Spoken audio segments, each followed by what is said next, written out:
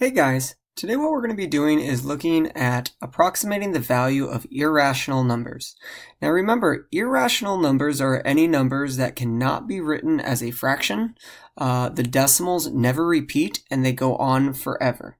So let's go ahead now and look at this. I just need to bring it up really quickly. So go ahead and take out your notes. We're looking at 6.1d.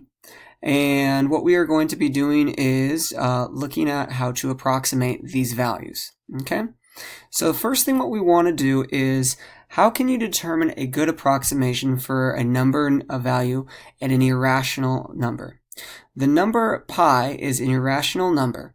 The decimal expansion for pi to 8 decimal places is 3.14159.265. On the number line, we know that pi lies somewhere between 3 and 4. So show an approximation at the number line. So essentially what we're going to be doing on these first 3 examples is we're going to be looking at an irrational number and we're going to plug it in on a number line and zoom in further and further and further. So I'm looking at 3.141. So I'll look at the first decimal place and I know it's very close to 3. So I'm just going to put a dot right there. The next one, if we go to the next problem, it says now what we're going to do is zoom in on this number line a little bit more, and I want to put it in. So before it was between 3 and 4, and we said the value is about right here on a number line. Okay, what we're going to do is zoom in, and we're only going to be looking now between numbers 3 and 4, and I'm going to look for 3.14. So I know 3.14, well, this is 3.2, this is 3.1, so 3.14 is almost halfway through. So this is about where pi is located right now. So if we zoomed in again to the hundredths place now, I'm going to go ahead and label then 3.14, but you know the number's actually, it's not exactly 3.14, it's actually larger than 3.14. And so what we're going to do then is put the number about right here. So that's us zooming in on finding a good approximation of pi. We're just going to keep zooming in and zooming in. But what about numbers that we can actually zoom in one more time. So if I want to zoom in again and have intervals between 3.14 and 3.15, I would do so again. Let me go ahead and bring up what exactly pi was, 3.1415. So 1415. So looking at here, I have 3.1415, that would be right here. So it's 3.1415. Well, right here is 3.141. Here's 3.142. So 3.145 would be directly here between the two. So that gives us a good approximation for pi. Now what we're going to do is focus on numbers that we don't quite know. So for instance, if we continue this process of zooming in on a location of pi on the number line, the location becomes more and more exact by a factor of 10, producing a more accurate approximation of the irrational number. Since irrational numbers go on forever, we actually never touch pi, we just get closer and closer. So we're going to bring up Desmos in a second, but before we do that, I want to focus this. I have this number. It says, which two integers does radical 30 lie in between? Now, so you're going to hear me say radical and square root. We can use those interchangeably. So anytime I say I'm going to look at radical 30, and I need to figure out the approximation that is. So what we want to do is focus on the perfect squares. Perfect squares are the square root of 1, square root of 4, square root of 9, square root of 16, so on and so forth, because we can get a whole number by taking the square root of these numbers. So square root of 36, square root of 49, square root of 64, square root of 81, square root of 100. Now I need to look at where these numbers are. So if I took the square root of 1, of 4, of 9, we would get just these numbers. Square root of 36 is 6, square root of 49 is 7, 8, 9, 10. So I need to figure out the square root of 30. Where would I place this value? And I know that the square root of 30 is in between the square root of 25 and 36. Therefore, since it is going to have to be between the numbers 5 and 6. So if I were to say what are my two integers it lies between, for a fact it lies in between numbers 5 and 6. So you guys have a number line, and what I want you guys to do is label it from 0 to 10, and I want you to place a dot somewhere between 5 and 6. You can go and pause the video there because it might take you a second. Alright, so show the approximation on the number line. And guys, what we are going to do now is we're going to zoom in again and look at what numbers it is between if we continue to zoom in. So we're going to get close to the nearest 10th. So if I have the square root of 30, and that's between the square root of 5, square root of 25, which is 5, and the square root of 36, which is 6.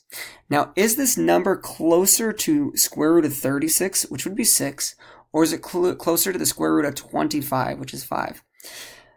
It's actually a tad closer to 25, so it's about halfway through, so I would just say it's around here, between 5.4 and 5.5. Now if it asks again to zoom in a hundredth time placer, I don't know. So what I'm going to do is I'm going to actually bring up Desmos. And if I bring up Desmos, it can show us an illustration. So here is square root of radical 30. And if I zoom in, we're going to first zoom in for the nearest 10th. And let's go and do it one more time. Here it shows us 5.2, 5.3, 5.4, 5.5, 5.6. I originally put it right in the middle, but as you can see, it's a little bit closer to 5.5. Now, if I zoom in again to get the nearest hundredth, it is between 4.6 and 4.85. So if I were to do that, 5.4, excuse me, I already forgot. Let's go zoom in one more time and see where the 7 is. It's between 5.47 and 5.48. So if I bring that up, 5.47 and 5.48, my value would be, my value would be located right here. So that is the square root of 30. Okay? So now what we're going to do is I want you to tell me what two whole numbers this was between. So we're just going to start and remember. I remember that it was between 5 and 6, and I also remember when I took it to the 10th spot, it was between 5.4 and 5.5. And I also know it was between 5.47 and 5.48. So the way we write this is I know that radical 30 is in between these numbers. So now it's telling me what is 2 plus radical 30. Well, all I do is add this 2 to the lowest and the greatest number. And if I'm looking at the whole numbers, I know that radical 30 is between 5 and 6. So if I add 2 to it, I'm going to have 2 plus radical 30 has to be smaller than 8, but it also has to be greater than 7. Okay, now to the nearest 10th spot, I'm going to add 2 to both of these numbers. So 2 plus 5.4 is 7.4. So I know radical 30 is greater than 5.4, but I also know that it's less than 7.5. So once again, we're going to write this. We can write in a different color. 2 plus radical 30 is going to be less than 7.5, but I know it has to be greater than 7.4. So you can see I got a lot more accurate, but we can still get closer and closer. I know radical 30, if we go to the 100th spot, is between 5.47 and 5.48. So if I add 2 to both of these numbers, I'm just creating a range.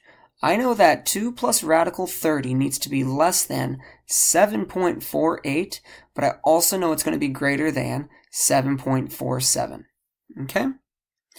So let's go ahead now and look what happens if I multiply 30 to it. So same idea. I'm going to multiply 3 to both of these numbers to get a range. So I know that radical 30 is between 7 and 8. I know it's between 7.4 and 7.5. And I know it's between 7.47 and 7.48. And what we are going to do is we're just going to multiply these numbers by 3.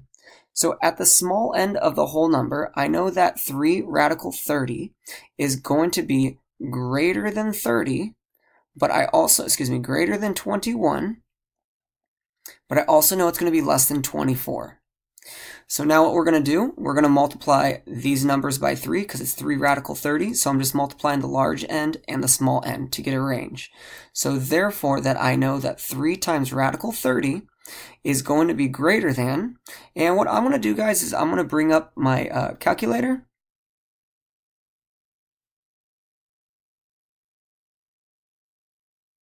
Here we go, math tools, calculator. Okay, so what I'm going to do is just bring up my calculator, and what I'm going to do is 7.4 times 3. That gives me my small end of 22.2. And I'm also going to do 7.5 times 3, which gives me my larger end of 22.5. So I know that 3 radical 3 is going to be less than 22.5. Now what we're going to do is zoom in even closer, and I'm going to do 7.47, and I'm going to times that by 3, which is going to give me 22.41. And then I'm also going to do 7.48, and I'm going to times that by 3 as well. And that's going to give me even a closer zooming in approximation. So I know 3 radical 30 needs to be less than 22 and 4400ths, but it has to be greater than 22.41.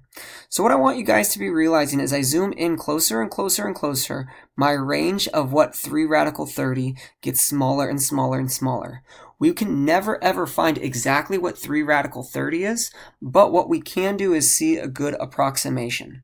So we could continue this process and get it closer and closer and closer. So now what we want to do is see where does 5 radical 2 lie in between. Radical 52 lie in between. So if you remember our square roots, we had like the square root of 25, which was 5, square root of 36, which is 6, square root of 49, which is 9. Square root of 49, which is 7, and the square root of 64 is 8. You can see that the square root of 52 lies in between the square root of 49 and 68. Therefore, I know that radical 52 lies somewhere between 7 and 8. Now, what I want to do is I want to place a marker somewhere between 7 and 8. And it's way close to, radical 52 is way closer to radical 49 than 64. Another mistake I already made, so I apologize for that. So I'm going to put it right here. So that's about radical 52. So what we're going to do now is zoom in even closer. And I want to figure out where it is. Now remember when we said radical 52 was way closer to radical 49. So I'm going to say maybe even like 7.1-ish would be my guess. Okay. And if I zoom in even more, I'm not quite sure where it would go. So what I would do is I would once again bring up Desmos, and I would see that radical 52, it is indeed between 7 and 8. It is a lot closer to 7. So once I zoom in, it's actually a little greater than 7.2. So my estimate was a little off. So what we're going to do is get a really good estimate and zoom in even further in here. And if I continue to zoom in, I notice it is between 7.21 and 7.22. So 7.21 and 7.22 are my estimates. So now what we're going to do is I'm going to have 3 minus the whole numbers, which is between 7 and 8, between 7.1 and 7.2. If I zoomed in even closer, 7.2 and 7.3. And if I zoomed in even closer, let me bring that up to double check, 7.21 and 7.22. So from here, guys, I want you to try these on your own. Remember, we are going to have 3 minus these numbers, and we're going to create a range. So in the center of all 3 of these, you're going to have 3 minus the radical 52, which is going to be an irrational number. You're going to have it on all 3 of these greater than one number and less than another number. And you want to tell me what those 2 numbers are. So we're going to pause the video right here. I want you to do the rest of this on your own. And then what I would like you to do is watch the video to make sure you got this part right.